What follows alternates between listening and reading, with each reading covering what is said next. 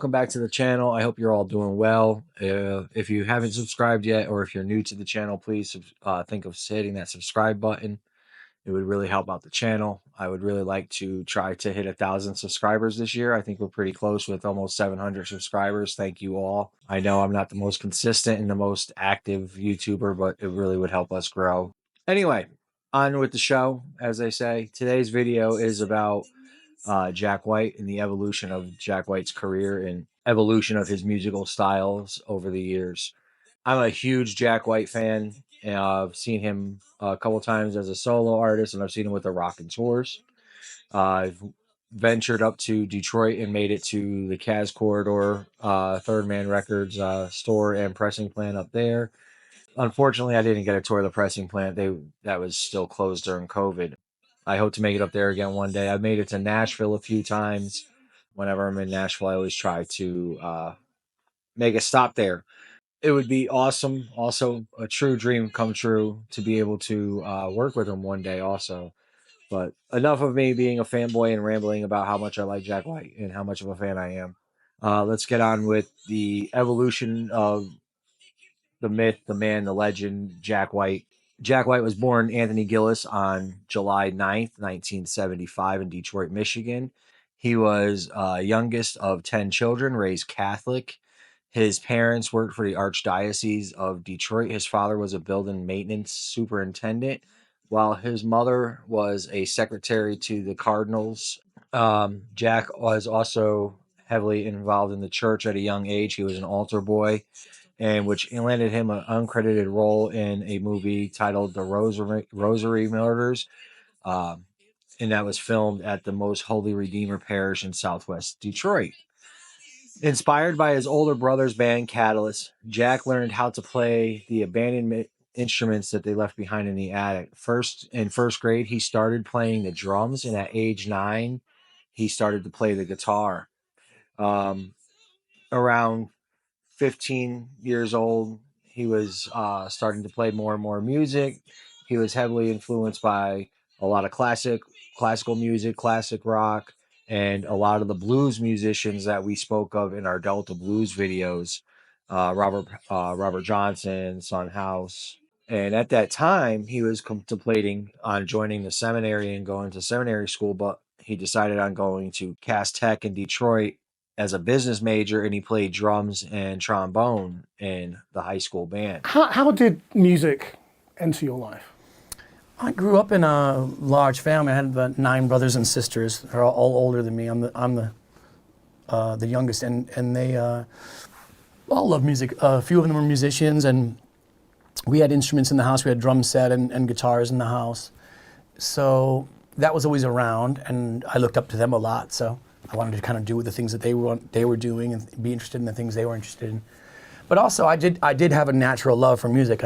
Just early on, there's photographs of me. I'm young, listening through headphones and listening to records, and I've always been very attracted to it, even at an early age. But it's not normal for sort of instruments to be lying around the house, especially things like drums. So yeah. Your parents must have been. They're very interested in music as well. My dad was really into drummers, and but they came from the 1930s, so they were older and they were into sort of big band music and things like that, and Sinatra and Nat King Cole era. So they loved music from that angle, and my brothers were growing up in the 60s and 70s, so they liked country and rock and roll and blues, and so it was a good mixture of everything. And I also grew up in an all-Mexican neighborhood, and everyone listened to house music and hip-hop around me. All the kids my age, that's what they listened to. So it was a good mixture of everything, really. Also at that age, he started to do a upholstery internship and apprenticeship under a family friend and mentor, Brian Molden, where he was introduced to punk music, and they eventually formed their own band called the Upholsters.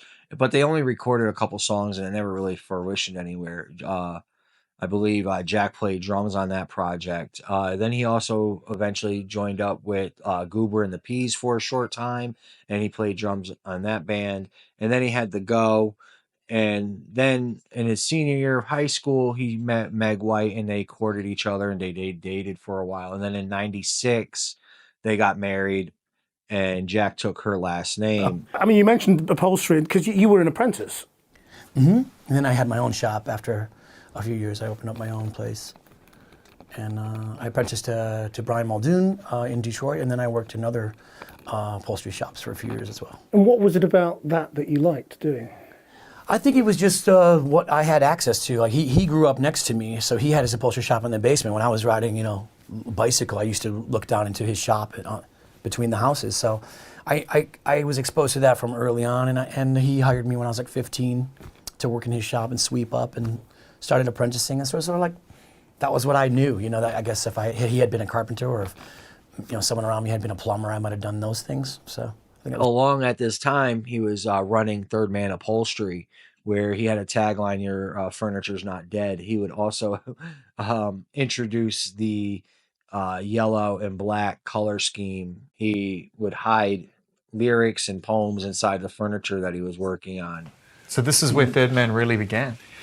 It really, it really has, because it kind of started in my basement, and then this was the first place where I had my own studio, my own shop. That's the original yellow from the wall. What? That is, it is. These were all yellow. This was gray, and I had yellow and white stars randomly spray painted on the floor. You had it all figured out from day one. Yeah, the idea of the yellow and the 3 and the whole thing, and you stay true to that. It felt strong to me then, but I think a lot of people didn't take me seriously because of it. Because showing up to there with a yellow van and dressed in yellow and black clothes, and they didn't really, they thought maybe I did a lot of the bills in crayon. It was almost like that was a painting, the bill, and a lot of people didn't take it seriously. Like maybe I shouldn't hire this kid. But the ones that call you back, and if they call you back and you do another piece for them, you must have done something right. In 1997. Meg and him started to play music together. He asked Meg to just get behind the kit one day, and it felt magical. And that was the birth of the White Stripes. Within 2 months of that date, they played their first show at the Gold Dollar. And 98, they signed with a small label called Italy Records and released their debut album in 1999. And that followed with albums Distill in 99, White Blood Cells in 2001, and gaining them a huge underground following.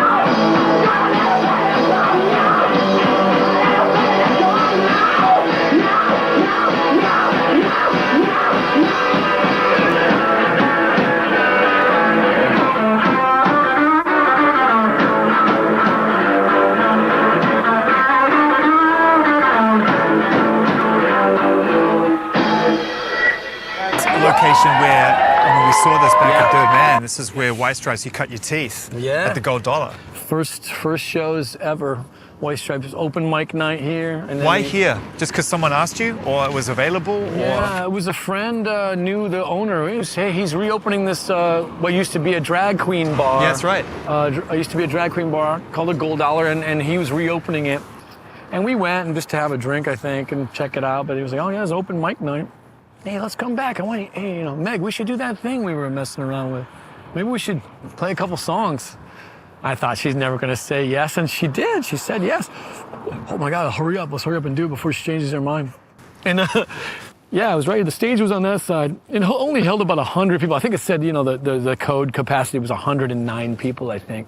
Just amazing shows. It really was the sort of CBGBs of the Detroit garage scene. The 2003 album Elephant featured the hit Seven Nation Army, which catapulted them into a higher state of fame. And that song reached #1 on the Billboard Modern Rock Track charts, winning them a Grammy for Best Rock Song that year.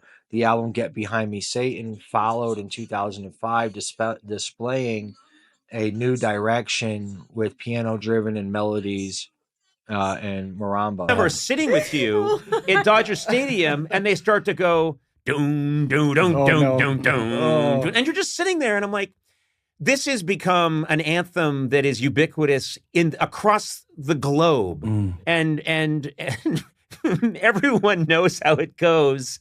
And it's one of the most famous, you know, licks, riffs, tunes ever. And I was just sitting with you, going like, "Oh right, this is you." You know, I think I started to make up lyrics about money's coming in your pocket. And you're like, I am making some money. But it reminded me like how fucking freaky that must be. It's strange, yeah. My mother was a huge fan of the movie Yankee Doodle Dandy. Yeah, me too. I love that movie. I still love it to this day. And so he's obviously playing the character George M. Cohan, and who had written the big World War I song Over There.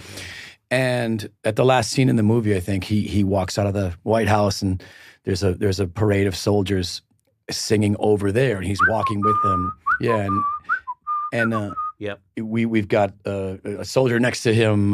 James Cagney says, "What's the matter, old timer? You don't know this song?" Yeah, and he wrote it. Yeah, and he wrote it. And I think of that every time I hear that Seven Nation Army on a sports broadcast or something on TV. It has the same feeling that it's not mine anymore. I mean, it becomes folk music when things like that happen. It becomes something that. The more people don't know where it came from, the happier I am. You know, the more it just becomes, ubiquitous. And I'm sure many people are chanting the melody, have no idea what the song is or where it came from or why or whatever. It doesn't matter anymore. And that's just amazing. Right. And and it's funny because over time, you will even lose your connection to where you were sitting when you came up with that. Oh, it's you know strange. what I mean? Yeah. Or you guys probably banged that out and said so quickly. We filmed it. Let's go get a donut now, and that's the level of intensity. You know, we filmed that recording of that record a bunch, and I know that song was just filmed for a minute because it was not considered anything interesting at that moment. It was just other things we were working on we thought were way more interesting, and so yeah, you'll see that we saw the videotape. It's like we should have filmed a little bit more of this song being recorded than we did. But no one ever knows that the labels didn't want to release it as a single when we were coming out with the album. They had picked a different song. So it just goes to show you, even when you've got it right in front of your face, sometimes you still don't know because it's not about, really you can market something or you can brand something or you can push it or you can try to support it and build it into something bigger. But you really have no idea what's going to connect with other people. In 2007, Icky Thump became their final studio album recorded at Blackbird Studios in Nashville, Tennessee. It debuted at #2 on the Billboard 200 and #1 on the UK album charts. They toured Canada, but had to cancel shows due to Meg's rising anxiety and mental health. After their final performance in 2009, they disbanded in February of 2011 by putting an announcement on the White Stripes website. What's happened this evening? Please welcome our good friends for many years, the White Stripes.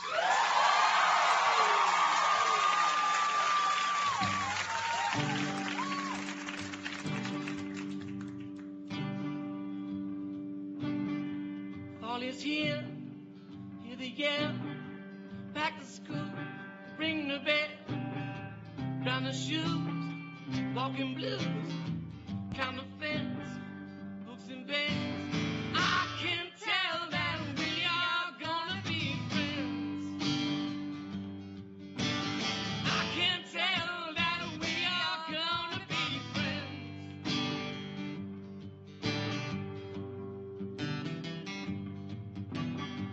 Walk with me, Susan Lee, through the park and by the tree.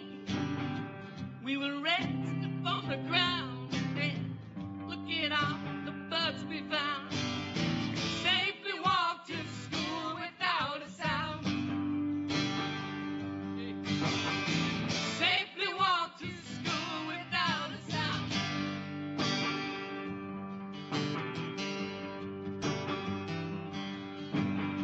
Here we are, no one else. Walk to school all by ourselves. Stood on our uniforms from chasing all the ants and worms. We clean up and now it's time to learn. We clean up and now it's time to learn.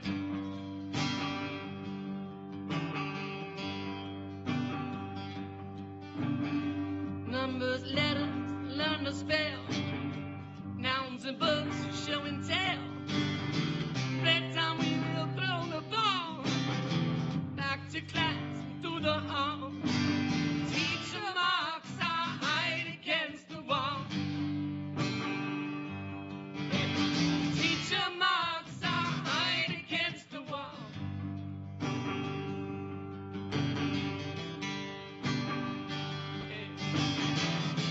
And we don't notice any time pass.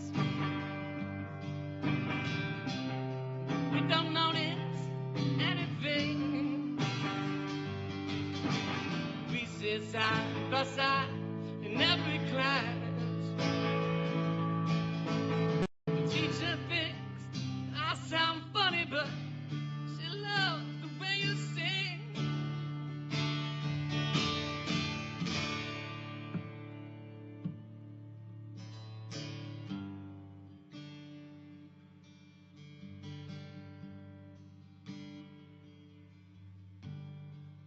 Tonight I'll dream while I'm in bed, and silly thoughts go through my head about the birds and alphabet.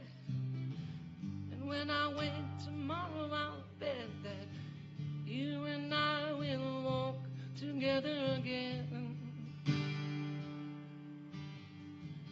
I can tell that we are gonna be friends. Yes, I can tell that we are gonna be friends.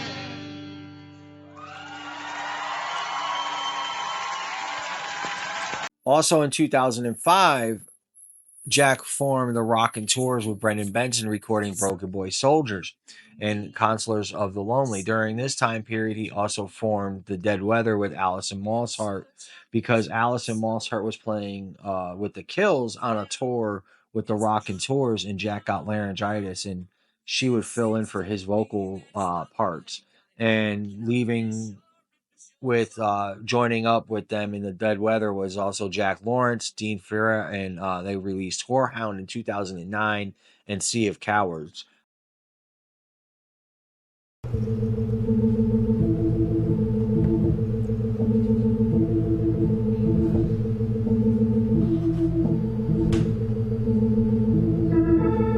Tell us the story of the Dead Weather. All right, we were playing Raconteurs tour, and I was losing my voice. Kills were warming up, so we had asked Allison if she'd come out and finish some of my songs, because I couldn't sing them. Finish the hits, at the end of the night, so we can, get paid. Right. So you could get paid. So we could get paid, You not could her. get paid without working. So at the end And of I do all the work. the last show, let me finish. The last show, we asked her if she would come and do a 7-inch, me, her, and LJ. Which one's LJ? He's playing the organ right now.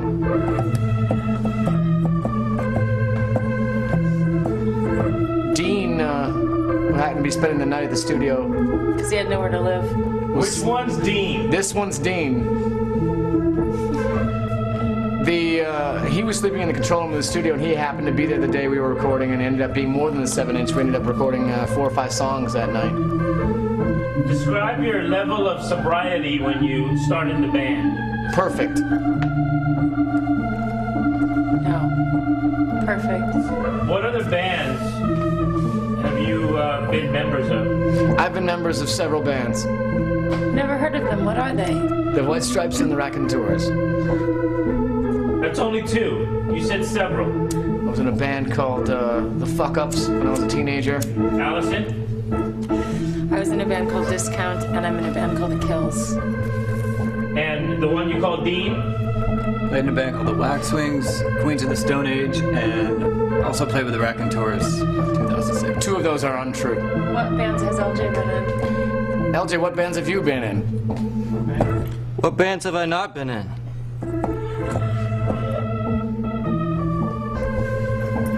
What's the next thing you said? How would you describe your... I'm sorry, excuse me. What's the next thing you're about to say? How would you describe your sound? Perfect. Ferocious. Describe... Do you know when a bear comes out from behind a tree and does two swift collection pulls towards itself? Yes. You don't know what I'm talking about. Who are your influences? Who aren't my influences? What's the next thing you're about to apologize for? Describe a typical day off for the Dead Weather on tour. Salvation Army, Value Village, St. Vincent de Paul. Volunteering, of course. Oh, I forgot. TGI Fridays. Pizza, rolls, stuffed with ranch dressing. What does the name of the band mean? What doesn't the name of the band mean? If you're with someone who's dying, do you tell them to go towards the light or away from the light? Is it neon? What's it like working with Jack?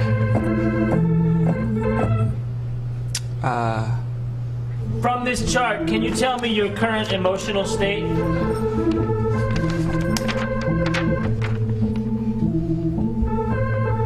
I like that guy.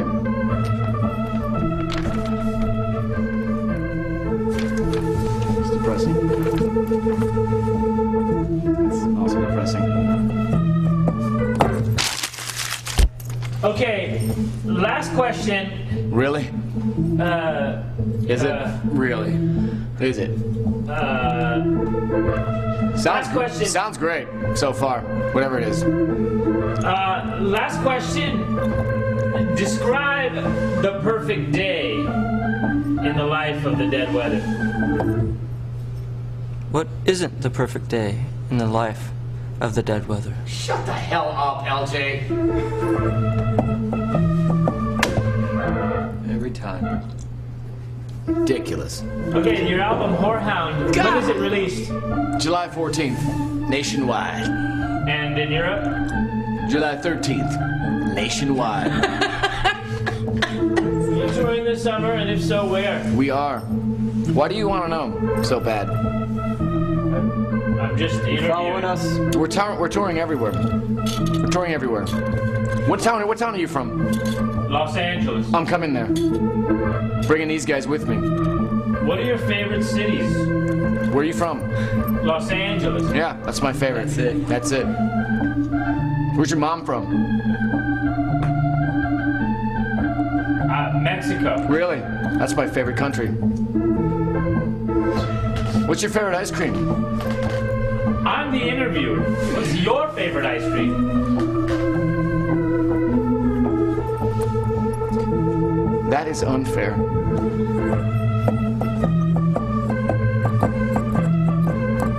Okay, flour or corn tortillas? Corn. Flour. Corn. Oh, wait. Corn. You can't just say that because we said it. I'm not saying it because you You're said trying it. to fit in all the time. You reminded me of corn. I forgot what it was. He's a liar. Billy Joel or Elton John? Why did Billy Joel jump off that bridge? I don't get it. New Kids on the Block or Backstreet Boys? New Kids on the Block. You would say that. You would say No, Backstreet you would Boys? say that. You would say that. That's you. Easily New Kids on the Block. Well, you heard it here first. What other important, pertinent information you want to hear about? Pretty much covers it. Thanks for your time. Pure salt water. Solo career. Jack released his debut solo album, Blunderbuss, in 2012, followed by Lazzarato in 2014. Both debuted at #1 on the Billboard 200, breaking records, earning Grammy nominations. During Blunderbuss's tour, though, Jack had two bands. They would alternate on dates. One was an all-female ensemble, and it was named Jack and the Peacocks, while another date would be an all-male ensemble backing band, and they was Jack and the Buzzards. After that tour, he decided logically and cost-effectively that it was not a profitable idea, and it was a lot of work to get people coordinated and stuff. So he moved away from that idea. But I really thought that kind of was a cool idea. I would have loved to have seen that too. That's where Lily Mae was with him, and was on the female band, and so many other amazing musicians.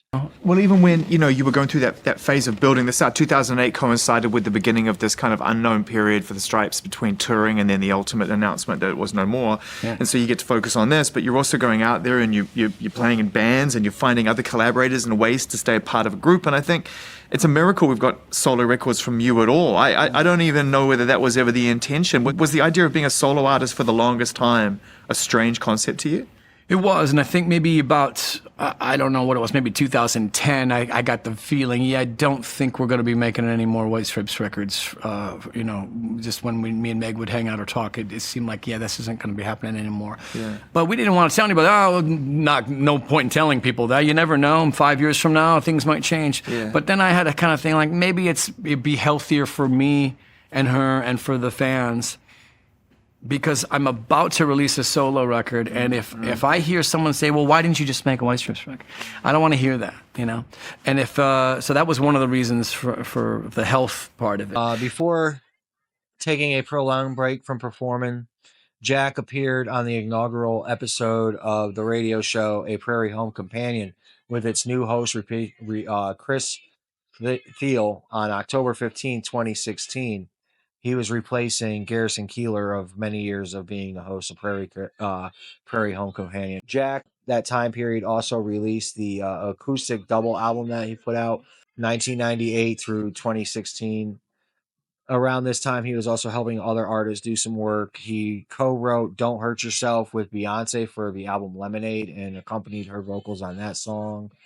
He also wrote with Alicia Keys at that time, the 007 James Bond Quantum of Solace title track, Another Way to Die. And that song is still and only the ever duet that was used for a James Bond movie, which is pretty cool. Hiatus, Isolation, and Boarding House Reach. During this time, he took a little break. Like I said, he was working with other musicians, and now around, I want to say sometime around 2017, he rented a one-bedroom apartment or a studio apartment in Nashville, filled it up with an army cot and his instruments and a 4-track, and recorded his next album, which would have been his third album, Border House Reach. On December 12th of 2017, he posted on YouTube a sampler video, 4-minute long video titled Servings and Portions of My Boarding House Reach. 2018, he showcased and continued his innovation and evolution as an artist, releasing the album on March 23rd, 2018. It reached #1 on the Billboard 200 chart, and in support of that album, in January of that year, he performed Connected by Love, performed that on Saturday Night Live and Jimmy Fallon. He recorded his first ever concert as a solo artist, which was released on Amazon, titled Kneeling at the Anthem in DC on the 21st of September, 2018. That was also the first time I got to see Jack White as a musician. I went to Nashville, Tennessee, and saw him at the Bridgestone Arena right before Thanksgiving of that year, 2018, and made it my pilgrimage to Third Man for the first time. Don't want any of the hipsters to realize I put Demerol in my coffee. Oh, did I say Demerara? What's this? Oh! That's my original 4-track Tiak. This is the baby. This was my first experience in recording more than just one track. You know, a lot of times before that, it was like we would do like comedy sketches and stuff. We just record on a boombox or something like that. When I got into playing music and setting up things in my bedroom and being a drummer and getting some other instruments and stuff, I wanted to record. My brothers had other nicer machines upstairs, probably like an 8-track or maybe a nicer 4-track upstairs in the attic. But I didn't have my own thing, and I got this from my brother Joe. This and a mixer for $450 or something like that combined. Top market price. No discounts. No brother discount. It's okay though, because he gave me my K guitar later on. It's all evened out. All water under the all comes out in the wash, as they say. So this this has the simul-sync feature. This is to align the record and playback heads so that when you play along with track 1, when you're recording on track 2, that you're playing at the same spot. You could also use this for a cool echo effect. You could turn on the simul-sync when you didn't want to play at the same time, and you get a cool little delay out of it. But this is basically, I learned all the ins and outs of engineering.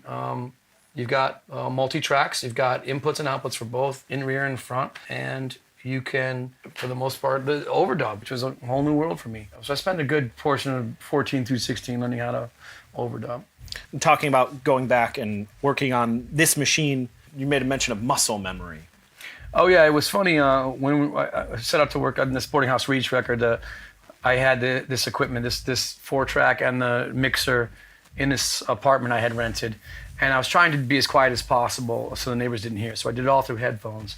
So instead of real drums, I was using a drum machine. Instead of guitar through an amp, I was doing guitar straight in. So I had to bring a compressor with me and use that because I couldn't use any loud amplification, loud noises. And but it was bizarre because, you know, after a couple times, I'd do a few takes, you know, I press stop and rewind, and then pretty soon I'm like, you know, pressing stop, rewind, pressing record, and record, pause without even looking at it. I'm like, oh my God, I haven't done that move since I was 15. And it's just, that muscle memory just stays in your head without even looking. And it was very funny because Lily Mae came to overdub a fiddle on this country song, and I had to reach across her to press record. And I said, pardon my boarding house reach, and she said, what's that? And I said what I thought it means. And she said, oh, that's a good name. You should name your album that. So I did. Nice. Well, I think that kind of ties it all together. You know, go out and buy Boarding House Reach right now. Oh, no. Don't do that. No, don't do that. It's www.thirdmanrecords.com. Thanks. You sure I'm not going to die? I mean, not from my hand. I'm not afraid of death, by the way.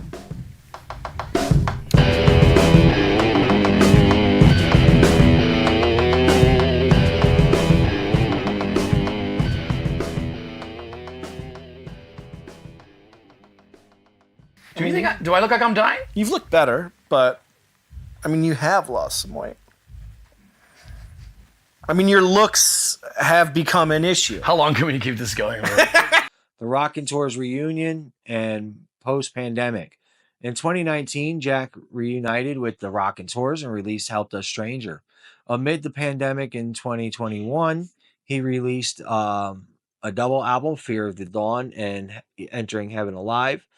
The former in April of 2022 and the latter in July of 2022.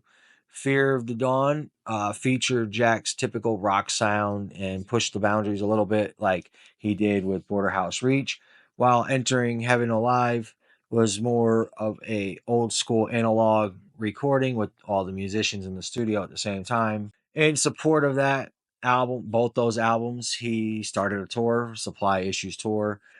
You know, my first question about this album is, where did the kind of overall sonic design come from? Because I've never heard you kick the door open like this before. I think there's a few years of experience that I had a little bit of an epiphany during it, which was, wow, I'm actually better at this kind of production on this chorus right now than I was 10 years ago. And the techniques I've gathered up and having your own studio for a while and you start remembering these certain things then you start feeling, damn, God, I wish I had that back in 1998 when I Then we wanted to have make another that run at it. sound. I wish Yeah. all I had to do was just get that one mic. That wasn't that expensive. We would have gotten it. But it is nice that time goes on and you get better at certain things in the studio. So his supply issues. I was right in front. If you look at the pictures from Charlotte, you can see me right front row center. In the supporting of that album, he toured heavily. It's funny because Fear of the Dawn, and maybe I'm completely missing the point, or maybe you did this all with a razor blade and a 2-inch tape, but to me it feels like very cut and paste, and it almost feels like a technology-based record. It's very much so, and it's many, many tracks. I don't know how many, but there's dozens and dozens of tracks, and I never used to do that, but yeah, because now, what's a great example is on this is Taking Me Back, the electric version, and Taking Me Back, the gentle version. The Taking Me Back electric is super digital, super recorded straight into the board, and Pro Tools and edited perfectly.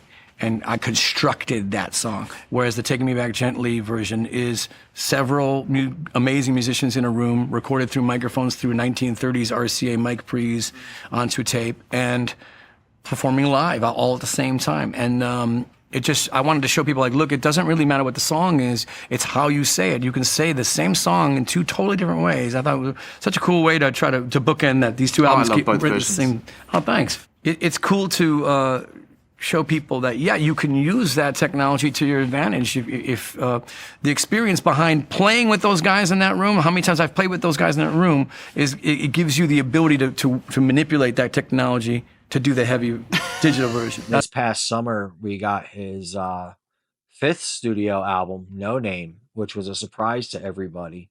And if you were at Third Man Records on that lucky day in July, the Nashville or Detroit locations, you were given a very plain white sleeve, white album with no markings on it, no insignia, nothing, no name. So it made a big buzz over the summer, and then he released the blue variant and then the regular variant and the full album.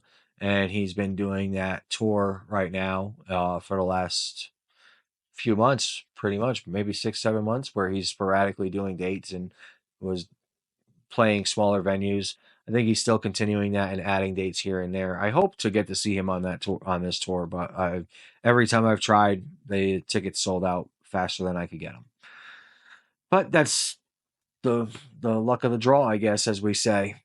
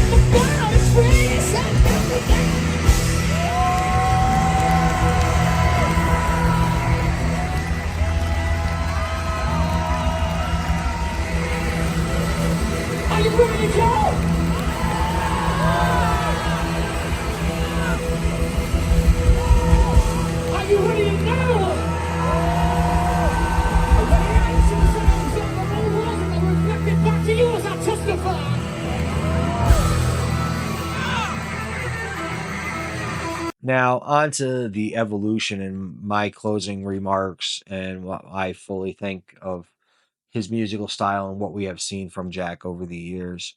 Jack has often said that the truth is in the blues. Keeping to his roots, blues music throughout his career, he also, while embracing that rock and punk and grittiness and rawness that you could get from playing with full emotion and putting everything out in there. And that's why I think his music and his art reaches so many different people from all different walks of life. And it shows his versatility and refusal to be pigeonholed in one genre. And like I said, that raw in your face punk and blues and stripped down music of the White Stripes to his evolving sound with Meg on drums, like with her becoming one of the best drummers of our lifetime. And she wasn't even a drummer before they met, and he encouraged her to play drums. Um, and her particular style is behind, in getting Behind Me Satan and Elephant, because Jack kept on evolving that band and she was able to keep up. And I think that really showcases in those final albums of theirs that she was able to adapt and evolve with Jack just as much as he was, and growing as a musician. And each stage of Jack, we see a different side of him. In White Stripes, we see the beginning stages of White Stripes. We see that angsty 20 something year old kid and rocking and rolling and playing in small venues and small bars in Detroit, to becoming an anthem with Seven Nation Army, and then with Get Behind Me Satan, evolution going into more piano driven and more medleys, and growing from there. And then with also the Raconteurs, when he started playing with the Raconteurs at that time, he was more technical and rock and old school classical rock, like the Who and the Guess Who, and so many of those bands of that era. And then with the Dead Weather, you see that more brooding, dark, mysterious side, and he gets to play on the drums and showcase his drumming abilities. And then with his solo albums, he had Blunderbuss with that rockish blues, and Lazzarato the same. And then when Great Border House Reach, he started to show sampling and pushing the envelope a little bit and tweaking here and there, and did that song that was written by Al Capone. And then with Fear of the Dawn, entering Heaven Alive, and now back to his roots, I feel, with No Name. He's kind of come full circle as an adult in his 40s, and just showing it that, I'm still here and I'm relevant and I can do what I do and still be one of the best. I honestly think he's one of the best guitar players, best musical guitar players and musically minded people out there. Yeah, he has a lot of controversy around him. Yeah, he has a bad attitude, or perceived as a bad attitude, but I think that somewhat comes warranted with what he's able to do and what he puts out there as a musician. But anyway, that's my thoughts. I hope you all enjoyed this video. I tried something different with it. Please remember to like and subscribe. I really hope you enjoyed the video. Remember, we're not each other's enemies. Have a great day, and whatever time you're seeing this, a great evening, whatever. Peace. And I stress, we are not each other's enemies. Have a great night.